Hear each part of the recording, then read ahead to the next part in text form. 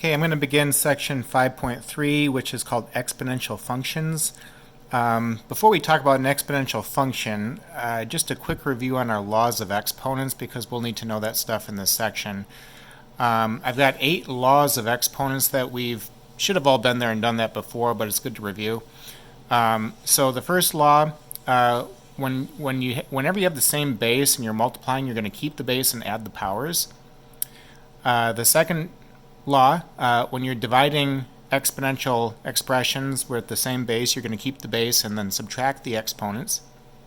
Okay, law 3, a to the m to the n power, you're going to multiply the powers together. Law 4, whenever you're multiplying or dividing things inside parentheses, you can bring the power into each and every term. Okay, so like a divided by b to the m would be the same as a to the m divided by b to the m. You can't do that with adding and subtracting, only multiplying and dividing, so you want to be careful about that. Law 5, so sometimes we work with negative exponents. 1 over a to the m is the same as a to the negative m if you want to rewrite this in a form where the exponent is a positive. 1 to any power is 1. Anything to the 0 power is also 1. Sometimes we work with fractional exponents, and we can write that in a radical form. A to the m divided by n power is the same as the nth root of a to the m, which can also be written as the nth root of a, all that to the nth power. This right here would be a kind of a preferred expression, because depending on the actual numbers for a, m, and n, like if a is some big number that you have to know the nth, you're then going to take to the nth power, then that might be difficult to then have to know the nth root of that big number. Okay, so in general, the nth root of a is going to be kind of an easier calculation with that smaller number underneath the radical, and then whatever the nth root of a is, then you can take the nth power of that at the very end. Both would get you the same result, though. Okay, so the next thing is a definition. An exponential function is a function of the form f of x equals c times a to the x, where a is the base. The base can be a positive number, any positive number that we want, just not 1, okay, because of law 6, 1 to any power is 1, and so you wouldn't have an exponential form then. F of x equals c would just be a horizontal line. We're not doing anything with horizontal lines. C cannot be 0. C is a multiplier, but if C was 0, you'd have f of x equals 0, and again, that would be a horizontal line. We're not doing anything with horizontal lines. Okay, so these would be the conditions on A and C. The domain of any exponential function is all real numbers. Okay, so I can let x be anything I want as input values. In this example here, I'm having us graph two functions, f of x equal 2 to the x and g of x equal 1/2 to the x. So I've got a table set up where I'm using some input values and then plugging them into the function. So like if I want to find 2 to the negative 3rd power, well, that'd be the same as 1 over 2 cubed, or 1/8. So here's negative 3 1/8 would be on the graph. And then I plug in negative 2.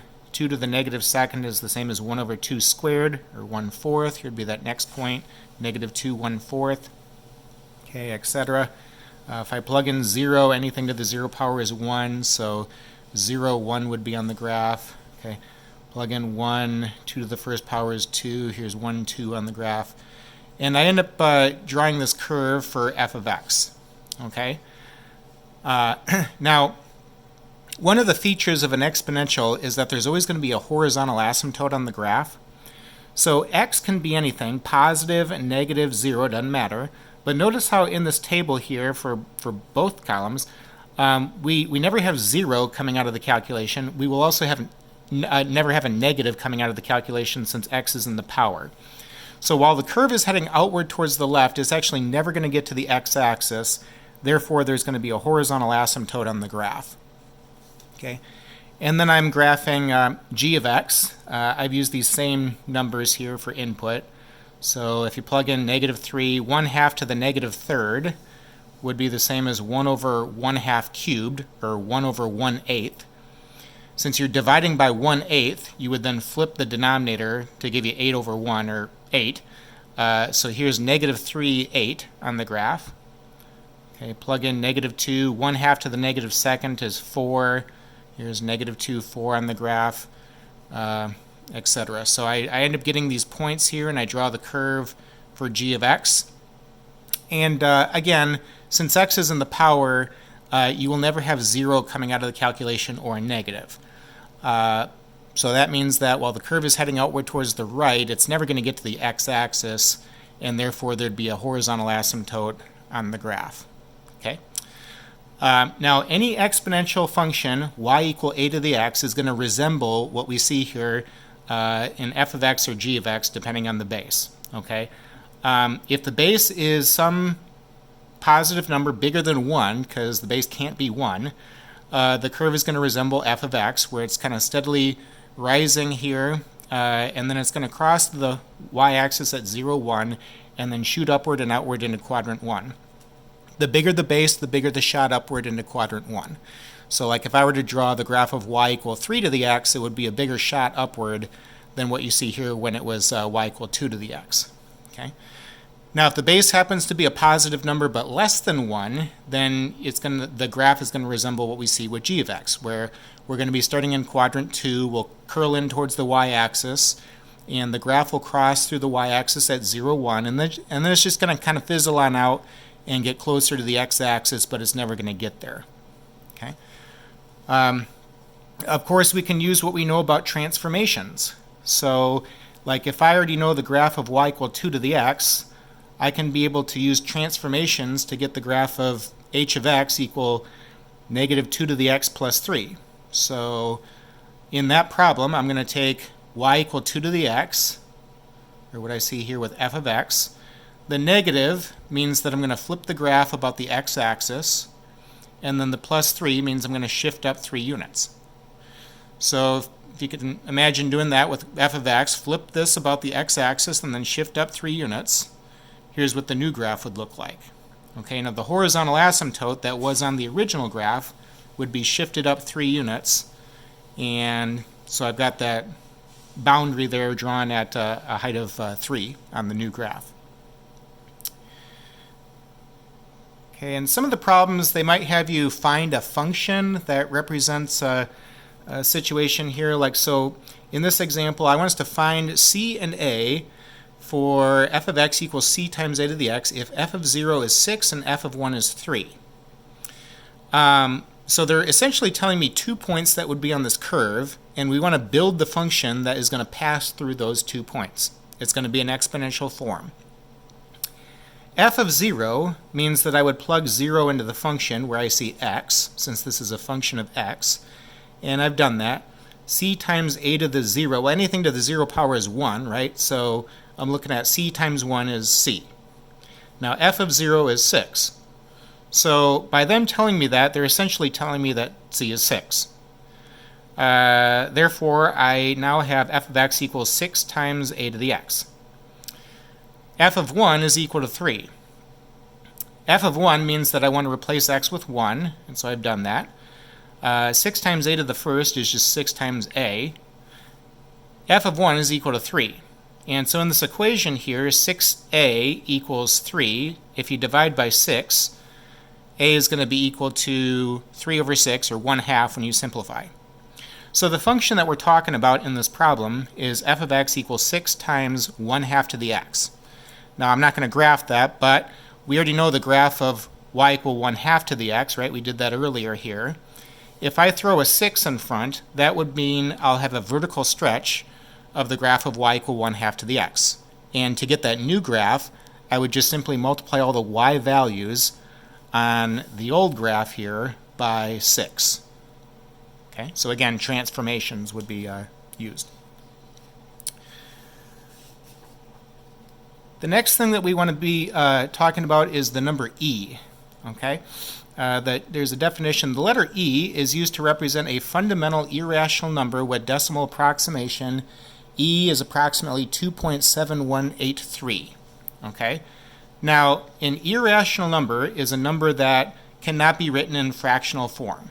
Okay, so pi would be an example of an irrational number.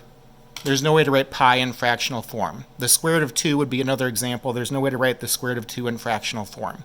Okay? E has the same behavior. There's no way to write E in fractional form.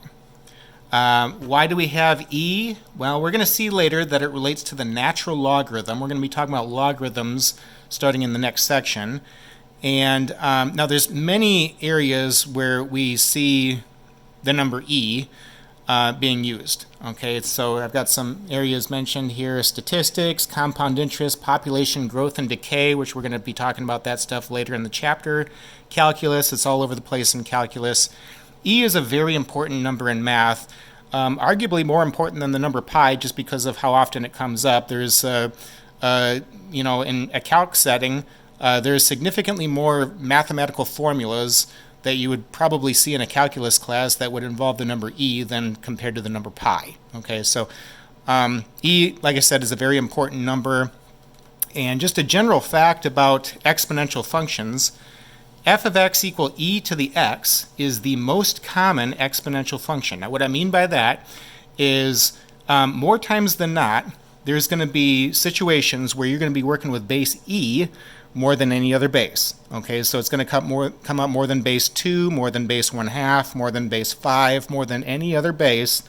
We're going to see base e being used in mathematical problems. Okay. So the next thing I'm doing here is I'm graphing f of x equal e to the x. Now most calculators have an e button on them. Even the cheap $5 Walmart calculators have them. It's just finding finding where it's at. If you have an 83 or 84 model, a lot of you did, if you hit second and then the ln button, it sets you up with e to a power, and you just type in whatever power you want there for e. And on other calculators, there's actually an E button. You just hit the E button. So kind of play around with your model calculator and make sure that you can locate the E button and do calculations with base E. So I'm using a table here, and I've got my input values. Again, x can be anything since we're working with an exponential. So like if x is -2, e to the negative-second was roughly 0.14. So here's that first point, -2, 0.14. If x is -1, e to the negative-first power, I was getting roughly 0.37 if you round to the nearest 2 digits. So here'd be that next point, -1, 0.37. If x is 0, anything to the 0 power is 1. So 0, 1 would be on the graph. If x is 1, e to the first power is e. E would be roughly 2.72 if you go nearest 2 digits. Okay, so here'd be the 0.1 e on the graph. If x is 2, e squared is roughly about 7.39. Okay, and so at this point, the output values are going to be getting very large. So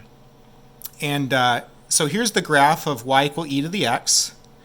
There would also be a horizontal asymptote on this graph because x is in the power, no matter what x is.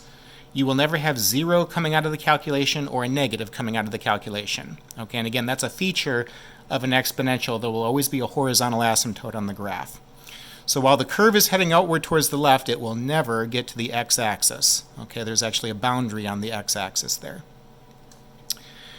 Again, we can use what we know about transformations. So like if I want to graph h of x equal e to the -x minus 1, I'm going to start with the original graph here, y equal e to the x.